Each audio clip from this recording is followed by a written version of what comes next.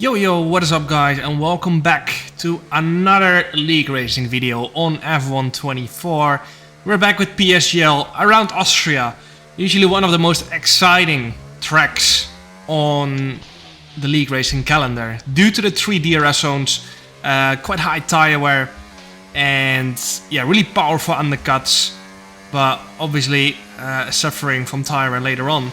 So one of the most chaotic league races usually, together with Jeddah, for example. But today we're gonna try and qualify on pole nonetheless. I don't think qualifying is gonna be really important around here.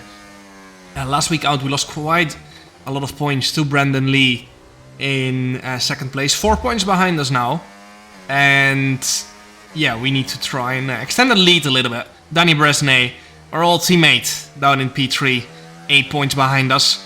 And yeah, we're just preparing our first push lap here in Q1. Aim is to just do a single lap, only use a single set of tires, so we can make it 2 runs in Q3, or 2 new set of tire runs in Q3. That's the aim here.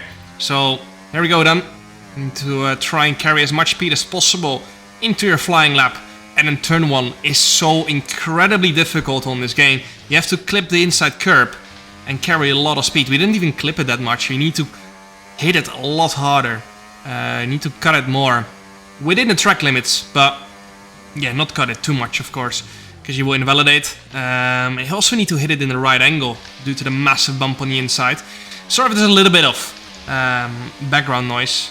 I had not set up my new microphone yet. I think so here, in the new room I'm playing in. I'm in the Team Redline office at the moment, as I've not moved into my new house yet, so that's why everything has been a little bit chaotic for me over the past few weeks. But nonetheless, I prepared quite well for this race, so I'm expecting nothing less than a win, of course. Tom Manley, a 103.239, and then through the second last corner, big snap of oversteer. But we managed to keep it on track, and then we're gonna go across the line and put in a 103.228, which was enough to get into Q2 on a single run. Was a lot more in there for sure, but it was enough to save a set of tires. P13, as you can see there. And yeah, Shanaka Clay, Duncan Hovland out in Q1. From my memory, I'm not sure if I'm gonna scroll down or not, but yeah, Shanaka Clay and Duncan Hovland out in Q1. Not sure who else went out in Q1, but we saved a set of tires, which is the main aim in Q1. And now in Q2, especially in Austria, you can go out on a used set of tires and then do 2 new set of tire runs still, because it's such a short track. Used tire runs, nothing new. We're putting it on P1 on used tires, like always. And now on new tires, we need to try and do the same. Just on new tires, we're 1.7 tenths up as we head into the final sector, and a purple middle sector. Although that doesn't seem to say much on the F1 games. I think it's some kind of black magic with how those sector colors work, but it is gonna be a 103.030. A very strong middle sector, but I kept losing a lot in turn 1. And yeah, I kept it in the back of my mind for Q3 as well. We're obviously not gonna take full risk yet here in Q2, because we just want to make it in at the top 10. As we're P6 currently. However, that is with some people already having finished their last run. And yeah, quite a decent gain through turn 1 already, but I'm gonna keep that in the back of my mind, that we're going to be slow in Sector 1, and that means we're going to take a lot of risk in Q3. We're going to absolutely attack that first corner, because others are doing that as well, apparently, or maybe they've found something to go over it slightly easier. But yeah, the only thing we can do is just maximum attack it in Q3, as I missed the apex there slightly. It's got some understeer on the entry, and just couldn't quite get the car to turn. So we now head into the final sector. We are half a 10 down. It looks like we're going to be somewhat safe. Still a lot of people on laps, of course. But P8 at the moment. We're just going to push maximum through this final few corners because we got nothing to lose anyway. And as you can see, we gained 600-700 to that final corner as I went maximum attacking. We actually gained the position there. Didn't matter in the end anyway, we were through. Nikos Longe, Brendan Lee, our championship rival out in Q2. Thomas Gal in P13 and Ismail Fassi in P14. Now, yeah, Brendan being out in Q2, obviously giving me some hope, but doesn't mean a lot on this game because overtaking is really easy. Qualifying is just not that crucial on this game, which is a lot of fun. The fact you can win from like P20 on the grid makes it a lot more fun in my opinion. But anyway, on to our first Q3 run. It is a 102.958 as our teammate Freddy Rasmussen goes to P1 with a 102.865. However, that are just banker laps, and this is the one where it counts. Maximum attack, as I said, in turn 1 on this final run, because I want to be fighting for pole position, which gives you an extra point. Through turn 1 we go, a lot of apex curb taken there. You can see the gain.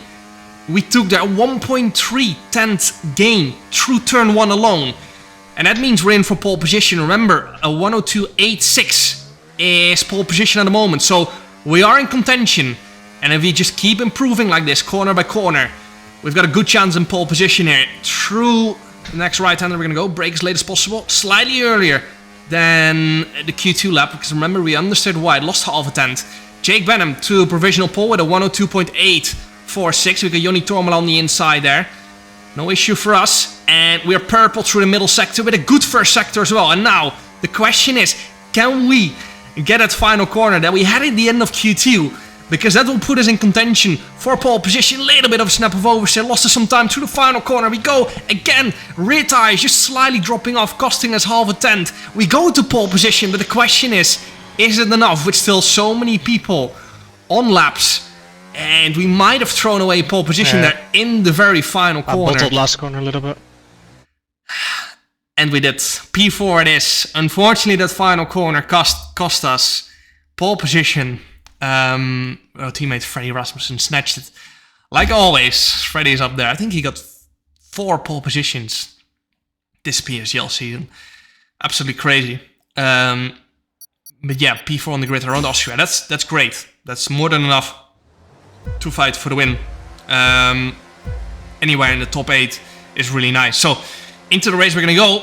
Some medium runners behind us, so we might get dropped by them at the start, but we have gone for the Alton strategy. Into turn 1 we're gonna go down the inside of Thomas, who leaves us the space. He knows that that was not an attack, that was a defend from the medium runners behind. And I'm gonna keep doing that. I'm just gonna keep attacking Thomas here. Not to really, you know, go for a massive overtaking opportunity, but it's just to kind of create a little bit of a wall for those medium runners. Because if we let one go, we're gonna get passed again and again and again.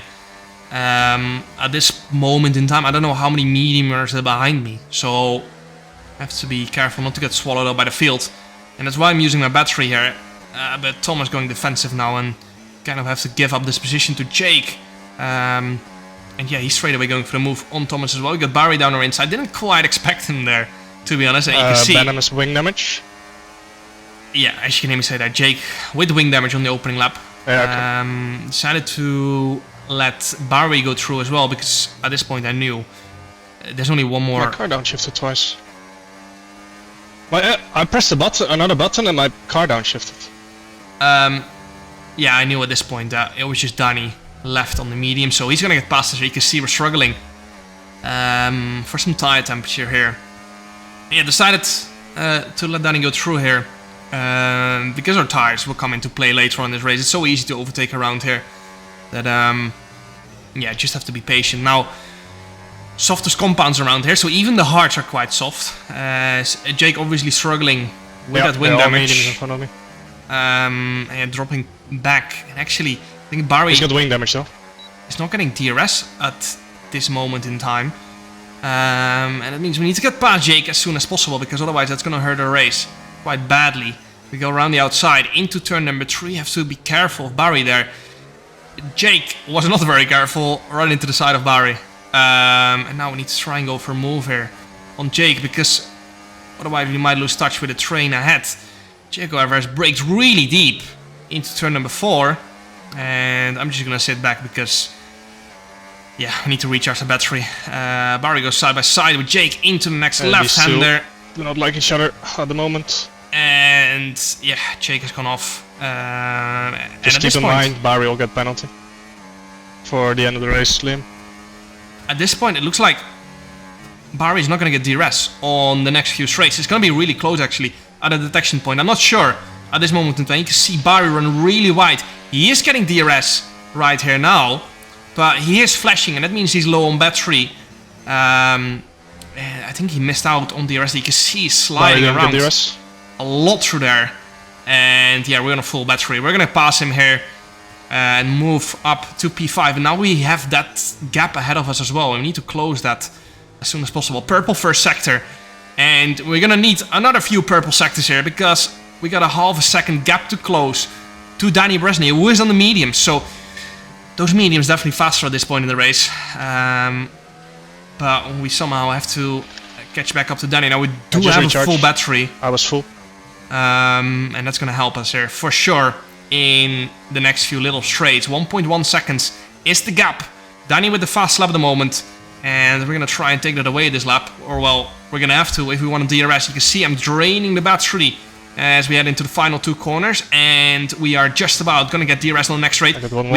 We did get a warning. Which is a bit tricky around here. It's so easy to get 3 track limit warnings. And it means a 3-second penalty at the end of the race.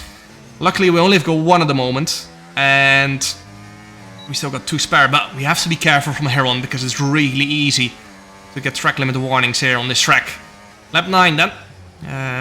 Mediums are starting to slowly drop off from here on, and that means we're going to go on the attack on Danny Bresney ahead of us. He's going to go a little bit offensive into turn number 3. We go around the outside. Obviously, Danny couldn't really break deep into that corner because of that car ahead of him, but now we're just gonna go for another move into turn number 4, but having a little look down the inside, decided to go around the outside and move up to P4 and right behind the top 3 now, just where we started. We've re-overtaken all the medium runners, and now we're just gonna take a chill because, you know, these 3 guys ahead of us on the same strategy, it's really easy to start fighting, but it's not worth it if you're P4. You can see Otis and Freddy coming into the box at the end of lap 23. I decided to stay out and go for 1 more lap, and that means a 12-lap sprint to the end on a set of medium tires. It's gonna be interesting. We have been undercut by lots of people. As you can see in the bottom left, we're gonna be undercut by like 10 people, more or less, but that's the strategy we're on. That's what we have to deal with. Now, we're gonna try and go for a move on Thomas. He will not get DRS on this straight, and that gives us the advantage to move up into P1. However, that's not a realistic P1, that's gonna be like a net P11. And we're gonna have to overtake a lot of people. We still got like 5 people behind us. And 1 orange car, McLaren, I think so, very far behind the rest of the pack. But undercut is strong around here, so we're gonna drop back. He's being a little bit quiet around the pit stop. And now we're gonna box for a set of mediums. Expect no one to go for the softs, being really careful on the pit entry with those lines. And now we have to brake for the 80 kph. Missing a braking board, or not a braking board, a speed limit board there. That's missing on a lot of tracks. I'm not sure if it's missing now because someone took it out, or if it's actually missing, because it is missing on quite a few tracks. It's missing on Qatar, Silverstone. It's quite annoying actually, because you can't see where the pit lane speed limit line is if you're sitting from this view, let alone if you're sitting in cockpit view. We now got Fabrizio Donoso down our inside into, or well, now it's the outside for turn 3, and with 2 seconds behind Thomas going. That means we're not getting DRS, so we're gonna have to push quite a bit here on the next few laps in order to get a DRS. You can see Thomas has a 1 second gap ahead of him as well. So we're gonna have to push here quite hard in order to catch up. However, the tire advantage helped a lot, and I think there were quite a few people fighting as well, which helped even more. Barry pulling off to the side with front wing damage, and that gives us another position up to P8 we go. We got Nicolas Longue behind us, who boxed in the same lap as us, and now we're gonna try and get past Thomas Gal on the very next straight.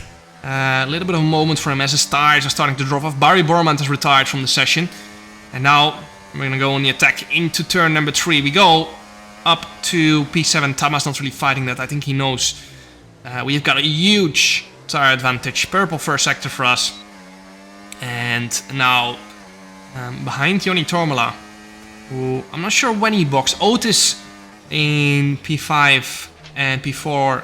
Freddy boxed a lap before us, but they've got wing damage. They picked up wing damage in some kind of battle, I think, with Barry. And yeah, that's a huge advantage to our race, of course.